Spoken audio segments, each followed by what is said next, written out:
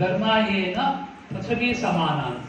ಅಂದರೆ ಧರ್ಮ ನಾವು ಪಾಲನೆ ಮಾಡದಿದ್ರೆ ನಮಗೂ ಪಶುವಿಗೆ ಏನು ಸಂಬಂಧ ಇಲ್ಲ, ನಾವು ಅದಕ್ಕೆ. ಸೊ ಅದರಿಂದ ಈ ಕಲಿಯುಗದ ಧರ್ಮ, ಕಲಿಯುಗ ಅಂದರೆ ಪ್ರಸ್ತುತ, ಇದಕ್ಕೆ ಮೊದಲು ದ್ವಾಪರ ಯುಗ ಇತ್ತು, ಅದಕ್ಕೆ ಮೊದಲು ತ್ರೇತಾಯುಗ ಇತ್ತು, ಅದಕ್ಕೆ ಮೊದಲು ಸತ್ಯಯುಗ. ಸೊ ಒಂದೊಂದು ಯುಗಕ್ಕೆ ಒಂದೊಂದು ಧರ್ಮ ಇದೆ. ಕೃತೇಯೋ ವಿಷ್ಣು ತ್ರೈತಾಯಂ ಭಜತೆ ಮುಖೈ ದ್ವಾಪರಿ ಪರಿತಾಯಂ ಕಲೋತ ಧರ್ಮ ಸಂಕೀರ್ತನ. ಸತ್ಯಯುಗದಲ್ಲಿ ಎಲ್ಲ ಧಾರ್ಮಿಕ ನೆಮ್ಮದಿಯಾಗಿದ್ದರು, ಆದರೆ ಅದು ಬರ್ತಾ ಬರ್ತಾ ಕ್ಷೀಣವಾಯಿತು. ಸೊ ಆ ಯುಗದಲ್ಲಿ ಎಲ್ಲ ಧ್ಯಾನ ಮಾಡೋರು.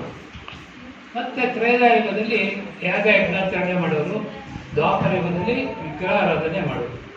ಇದನ್ನ ಮಾಡಿ ಸಾಕ್ಷಾತ್ಕಾರ, ಭಗವಂತನ ಸಾಕ್ಷಾತ್ಕಾರ, ಸಾಕ್ಷಾತ್ ಸಾಕ್ಷಿ ಅಂತ ಹೇಳ್ತೀವಿ ನಾವು. ಕೋರ್ಟ್ ಹೋದಾಗ ಸಾಕ್ಷಿ ಬೇಕು ಅಂದರೆ ವಿಟ್ನೆಸ್. ಆತ್ಮ ಇದ್ದಾನೆ, ಪರಮಾತ್ಮ ಇದ್ದಾನೆ, ಅದನ್ನು ಸಾಕ್ಷಾತ್ಕಾರ ಮಾಡಬೇಕು. ಅದೇ ನಮ್ಮ ಜೀವನದ ಒಂದು ಪರಮ ಗುರಿ. ಮನುಷ್ಯನ ಅದು ರೈಟ್ ಅಂತಾರೆ, ಇದು ಹಕ್ಕು, ಪ್ರಜೆಗಳ ಒಂದು ಹಕ್ಕು ಏನಂತಾರೆ, ಆ ದೇಶದ ಆಸ್ತಿ ಪಾಸ್ತಿನ ಅವ್ರು ಅನುಭವಿಸ್ಬೇಕು. ಅದರ ಮನುಷ್ಯನಾಗಿ 84 ಲಕ್ಷ ಜೀವನದಲ್ಲಿ ಮನುಷ್ಯರನ್ನ ದುರ್ಲಭ ಅಂತ. ಈ ಮನುಷ್ಯರನ್ನ ಬಂದ ಮೇಲೆ ಏನೋ ಭಗವಂತನ ಸೇವೆ ಮಾಡುತ್ತೆ. ಈ ಯುಗ ಧರ್ಮ ಕಲಿಯುಗದಲ್ಲಿ ಅರಿಜ್ಞಾನ ಅರಿಜ್ಞಾನ ಅರಿಜ್ಞಾನ ಕೇವಲ ಕಲವು ನಾಸ್ತೇವ ನಾಸ್ತೇವ ಗತ್ಯವಿನ್ನತ. ಈ ಕಲಿಯುಗದ ಪ್ರಾರಂಭದಲ್ಲಿ ನಾರದರು ಕೇಳ್ತಾರೆ ಬ್ರಹ್ಮಾಜಿಗೆ, ಬ್ರಹ್ಮಾಜಿ ಕಲಿಯುಗದಲ್ಲಿ ಜನರಿಗೆ ಆಧ್ಯಾತ್ಮಿಕ ಒಲವಿಲ್ಲ, ಇವತ್ತಿನ ಈ ಕಾರ್ಯಕ್ರಮ ಮಾಡಬೇಕಾದ್ರೆ ಇದಕ್ಕೆ ಎಷ್ಟೋ ಜನ ಹೋಗಿ ಪ್ರಚಾರ ಮಾಡಿದ್ದಾರೆ, ಅದಕ್ಕೆ ಇದೆಲ್ಲ ಇನ್ವಿಟೇಷನ್ ಕಳಿಸಿದ್ದಾರೆ, ಫೋನಲ್ಲಿ ಮಾತಾಡ್ತಾರೆ, ಎಷ್ಟೋ ದಿನಗಳಿಂದ ನಡ್ಕೊಂಡು ಬರ್ತಾ ಇದೆ. ಆದರೂ ಸ್ವಲ್ಪ ಜನ ಲೆಕ್ಕ ಮಾಡ್ಬೋದು ಅಷ್ಟೇ. ಅಂದರೆ ಬೇರೆ ಏನಾದರೂ ಒಂದು ಪಾರ್ಟಿ ಥರ ಮಾಡಿ ಅದಕ್ಕೆ ಬೇಕಾದ ಜನ ಬರ್ತಾರೆ. ಇದರಲ್ಲಿ ಒಲವಿಲ್ಲ, ಇದು ಮಾಡ್ತಾ ಇದ್ರೆ ನಿದ್ದೆ ಬರ್ತದೆ ನಮಗೆ, ಏನು ಮಾಡೋದು? ಅದಕ್ಕೆ ನಾರದರಿಗೆ ಚಿಂತೆ ಆಗುತ್ತದೆ, ಏನು ಮಾಡೋದು? ಇದು ಬ್ರಹ್ಮಾಜಿ ಕೇಳ್ತಾರೆ. ಬ್ರಹ್ಮಾಜಿ ಅವರು ಸ್ವಂತವಾಗಿ ಏನು ಹೇಳಿಲ್ಲ, ಪುರಾಣಗಳಲ್ಲಿ ಏನು ಹೇಳಿದೆ, ಬೃಹನ್ನಾರದಿ ಪುರಾಣದಲ್ಲಿ ಈ ಕಲಿಯುಗದಲ್ಲಿ ಭಗವಂತನ ಪವಿತ್ರ ನಾಮ ಸ್ಮರಣೆ ಒಂದೇ ಮಾರ್ಗ. ಅವರು ಈ ಭೌತಿಕ ಪ್ರಪಂಚದಿಂದ ಏನಿದೆ ದುಃಖ, ಜನ್ಮ ಮೃತ್ಯು ಜರಾವ್ಯಾಧಿ ದುಃಖ ದೋಷಾನು ದರ್ಶನ, ಜನ್ಮ ಮೃತ್ಯು ಸಾವು ಮುಪ್ಪು ಇದು ಯಾರಿಗೂ ಬೇಡ, ಬಟ್ ಆದರೂ ಇದರಲ್ಲಿ ನಾವು ಸಿಕ್ಕಾಕೊಂಡ್ಬಿಟ್ಟಿದ್ವಿ. ಇದರಿಂದ ಬಿಡುಗಡೆ ಆಗ್ಬೇಕಂದ್ರೆ ಭಗವಂತನ ಪವಿತ್ರ ನಾಮ ಸ್ಮರಣೆ ಒಂದೇ ಮಾರ್ಗ ಅಂತ. ಆದರೆ ನಾರದರು ತುಂಬ ಬುದ್ಧಿವಂತರು. ಏನು ಹೇಳ್ತಾರೆ, ಪ್ರಶ್ನೆ ಕೇಳ್ತಾರೆ. ನನ್ನ ಪ್ರಶ್ನೆ, ಭಗವಂತನಿಗೆ ಹಲವಾರು ಹೆಸರುಗಳಿದೆ. ಅದ್ವೈತಂ ಅಚ್ಯುತಂ ಅನಾದಿಂ ಅನಂತ ರೂಪಂ. ಅದೇ ಥರ ಅವನಿಗೆ ಬೇಕಾದಷ್ಟು ಹೆಸರುಗಳಿದೆ, ರಾಮ ಕೃಷ್ಣ ಗೋವಿಂದ ನಾರಾಯಣ ಮಾಧವ ಪುರುಷೋತ್ತಮ ಅಂತ. ಅವನಿಗೆ ಏನು ಹೆಸರು ಹೇಳಬೇಕು ಅನ್ನೋದಕ್ಕೆ ಅವ್ರೇನು ಹೆಸರು ಹೇಳಿಲ್ಲ. ಅದಕ್ಕೆ ಪುರಾಣದಲ್ಲಿ ಉಪನಿಷತ್ತು ಕಲಿಸಂತ ಉಪನಿಷತ್ತಲ್ಲಿ ಅವ್ರು ಹೇಳ್ತಾರೆ ಏನಂತ, ಹರೇ ಕೃಷ್ಣ ಕೃಷ್ಣ ಕೃಷ್ಣ ಹರೇ ಹರೇ ಹರೇ ರಾಮ ರಾಮ ರಾಮ ಹರೇ ಹರೇ ಇತಿ ಷೋಡಶಕ ನಾಮ ಕಲಿಕಲ್ಮಷ ನಾಶನಂ ನಾಥೋ ಪರತ್ರೋಪಾಯ ಸರ್ವೇ ವೇದೇಶು ದೃಶ್ಯತೆ. ಎಲ್ಲ ವೇದಗಳೆಲ್ಲ ಓದ್ತಾ ಏನಪ್ಪ ಸಾರಾಂಶ ಸಿಕ್ಕಿದೆ ಅಂದರೆ ಈ 16 ದಿವ್ಯ ನಾಮಗಳು. ವೇದಗಳು ಯಾತಕ್ಕೆ ಓದಬೇಕು ಅಂದರೆ ವೇದಗಳಲ್ಲಿ ಮುಖ್ಯವಾಗಿ 3 ವಿಚಾರ ಹೇಳ್ತಾರೆ. ಏನು? ಸಂಬಂಧ ಬೆಳೆಸಬೇಕು. ಏನು ಸಂಬಂಧ? ನಾನು ಯಾರು, ಭಗವಂತ ಯಾರು, ನನಗೂ ಭಗವಂತನಿಗೆ ಏನು ಸಂಬಂಧ? ಆ ಸಂಬಂಧ ಬೆಳೆಸಿದ ಮೇಲೆ ಅಭಿದಯ, ಅದಕ್ಕೆ ತಕ್ಕಂಗೆ ಚಟುವಟಿಕೆಗಳು ಮಾಡಬೇಕು. ಚಟುವಟಿಕೆಗಳಾದ್ಮೇಲೆ ಏನು ಪ್ರಯೋಜನ? ನಾವೇನೊಂದು ಮಾಡಿದ್ಮೇಲೆ ಅದಕ್ಕೊಂದು ಪ್ರಯತ್ನ ಆಗ್ಬೇಕಲ್ಲ.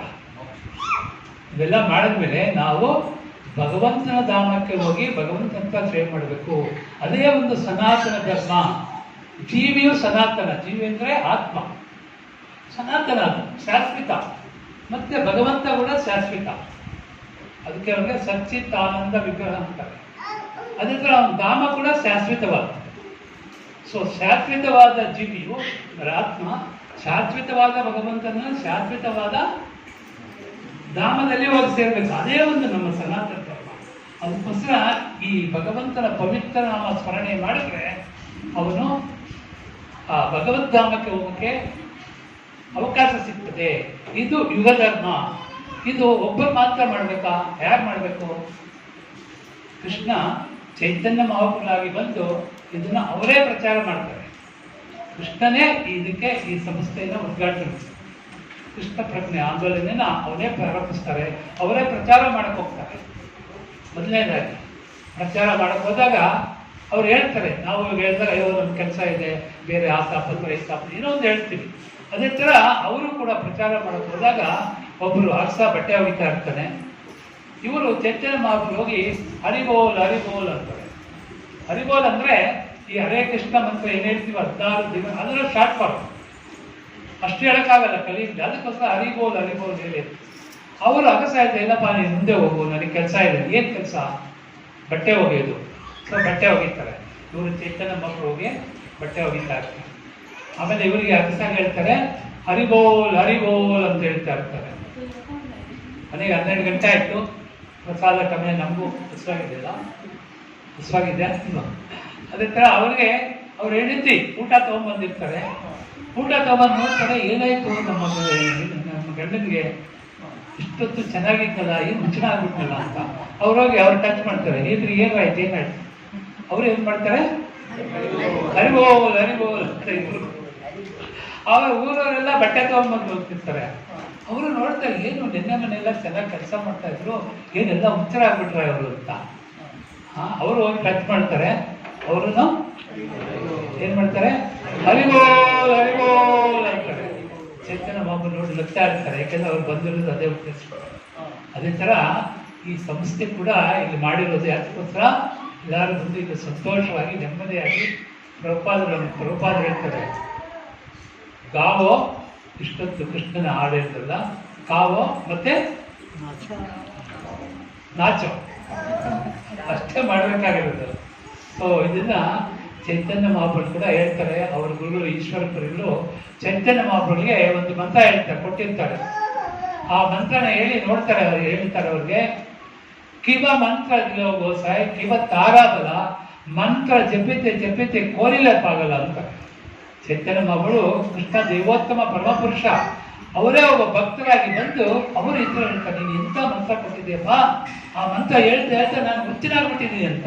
ನಾವು ಅದೇ ಥರ ಹರೇ ಕೃಷ್ಣ ಹರೇ ಕೃಷ್ಣ ಹರೇ ಕೃಷ್ಣ ಹರೇ ಕೃಷ್ಣ ಕೃಷ್ಣ ಕೃಷ್ಣ ಕೃಷ್ಣ ಕೃಷ್ಣ ಹರೇ ಹರೇ ಹರೇ ಹರೇ ಹರೇ ರಾಮ ಹರೇ ರಾಮ ಹರೇ ರಾಮ ಹರೇ ರಾಮ ರಾಮ ರಾಮ ರಾಮ ರಾಮ ಹರೇ ಹರೇ ಹರೇ ಹರೇ. ನಾವು ಹುಚ್ಚ ಹಾಕ್ಬೇಕಿದ್ದಾರೆ, ಬೇರೆದೆಲ್ಲ ಹುಚ್ಚರ ಹಾಕ್ಬಿಟ್ಟಿದ್ದೀವಿ.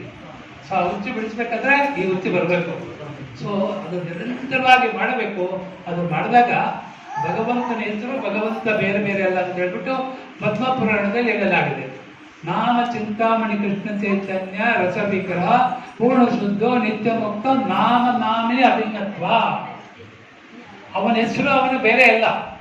ಅವನ ಹೆಸರು ಹೇಳಿದಾಗ ಅದು ಕೂಡ ಸಚ್ಚಿತ್ತಾನಂದ ವಿಗ್ರಹ. ಸತ್ ಅಂದ್ರೆ ಶಾಶ್ವತ, ಚಿತ್ ಅಂದ್ರೆ ಜ್ಞಾನ, ಮತ್ತೆ ಆನಂದ.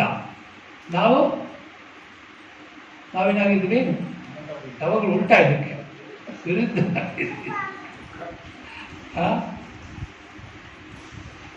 ಶಾಶ್ವತ ಇಲ್ಲ, ನಮ್ದು ತಾತ್ಕಾಲಿಕ, ಅಶಾಶ್ವತ, ಮತ್ತೆ ಅಜ್ಞಾನ, ಮತ್ತೆ ನಿರಾನಂದ. ಯಾವಾಗ ನಾವು ಅವನ ಸನ್ನಿಧಾನದಲ್ಲಿ, ಅವನ ಸಂಪರ್ಕದಲ್ಲಿ ಬರ್ತೀವಿ, ಯಾಕಂದ್ರೆ ಅವನ ಹೆಸರು ಅವನು ಬೇರೆ ಬೇರೆ ಎಲ್ಲ ಅಂತ ಹೇಳ್ತಾರೆ. ಅವನ ಹೆಸರು ಹೇಳಿದಾಗ ನಮಗೂ ಒಂದು ಆನಂದ ಬರ್ತದೆ, ಆ ಜ್ಞಾನ ಬರ್ತದೆ. ಅದಕ್ಕೆ ಗುರುಗಳಿಗೆ ಪ್ರಾರ್ಥನೆ ಮಾಡ್ಬೇಕು ನಾವು. ದಯವಿಟ್ಟು ಅನುಸರಿಸಿ. ಓಂ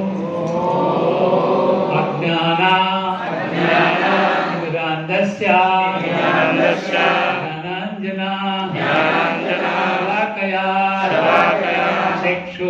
ಚಕ್ಷುರುದ್ಲಿತನೇನ ತಸ್ಮೈ ಶ್ರೀ ಗುರುವೇ ನಮಃ. ಗುರುಗಳನ್ನ ನಾವು ಪ್ರಾರ್ಥನೆ ಮಾಡಬೇಕು. ಏನು, ನಾನು ಗಡಾಂತ ಕಾಲದಲ್ಲಿ ಹುಟ್ಟಿದ್ದೇನೆ, ನಾನು ಎಲ್ಲಿಂದ ಬಂದಿದ್ದೀನಿ, ಎಲ್ಲಿ ಹೋಗ್ತೀನಿ, ಏನು ಮಾಡ್ತೀನಿ ಗೊತ್ತಿಲ್ಲ, ಏನೋ ಒಂದು ಜೀವನ ಮಾಡ್ತಾ ಇದ್ದೀವಿ. ಅಜ್ಞಾನದಲ್ಲಿ ಇದ್ದೀವಿ ನಾವು. ಅಜ್ಞಾನದಿಂದ ಜ್ಞಾನದ ಕಡೆಗೆ ಹೋಗ್ಬೇಕು. ತಮಸೋಮ ಜ್ಯೋತಿರ್ಗಮಯ, ಕತ್ತಲಿಂದ ಬೆಳಕಿಗೆ ಹೋಗ್ಬೇಕು. ಸೊ ಕತ್ತಲಂದ್ರೆ ಜನ್ಮ ಮತ್ತು ಜರಾವ್ಯಾಧಿ, ಇದರಿಂದ ಬೆಳೆಸ್ಕೊಂಡು ಹೋಗ್ಬೇಕಾದ್ರೆ ಕಲಿಯುಗದಲ್ಲಿ ಇದೊಂದೇ ಮಾರ್ಗ. ಭಗವಂತನ ಪವಿತ್ರ ನಾಮ ಸ್ಮರಣೆ, ನಾವು ಎಲ್ಲ ಒಂದು ಸಿಕ್ಕಾಕೊಂಡಿದ್ವಿ ಅಂತ ಇಟ್ಕೊಳ್ಳಿ, ಒಂದು ಅರಾಲ್ ಡೇಟ್ ಹಾಕಿ ಈಗ ಇಟ್ಕೊಂಡು ಬಿಟ್ಟಿದ್ವಿ. ಇದನ್ನು ತೆಗಿಬೇಕಾದ್ರೆ ಏನು ಬೇಕು? ಬೇರೆ ಒಂದು ಫೋರ್ಸ್ ಬೇಕು, ಬೇರೆ ಶಕ್ತಿ ಬೇಕು. ಆ ಶಕ್ತಿ ಈ ಭಗವಂತನ ಪವಿತ್ರ ನಾಮದಲ್ಲಿದೆ.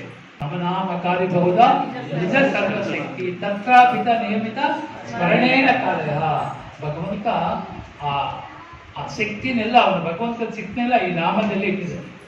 ಯಾರಾದರೂ ಅದನ್ನು ಟಚ್ ಮಾಡಿದ್ರೆ ಸಾಕು, ಅವ್ರಿಗೂ ಅದೇ ಥರ ಲಕ್ಷಣಗಳು ಬರ್ತದೆ. ಇದನ್ನು ಯಾವುದೇ ಸಮಯದಲ್ಲಿ ಬೇಕಾದರೂ, ಯಾವುದೇ ಸಂದರ್ಭದಲ್ಲಿ, ಯಾವುದೇ ಸನ್ನಿವೇಶದಲ್ಲಿ ಕೂಡ ನಾವು ಭಗವಂತನ ಹೆಸರು ಹೇಳಬೇಕು. ಇದಕ್ಕೆ ಮಹಾಮಂತ್ರ ಅಂತ ಹೇಳ್ತಾರೆ. ಮಹಾಮಂತ್ರ ಅಂದರೆ ಯಾವುದೇ ನಿಯಮಗಳಿಲ್ಲ, ಯಾವುದೇ ಸಮಯ ಇಲ್ಲ.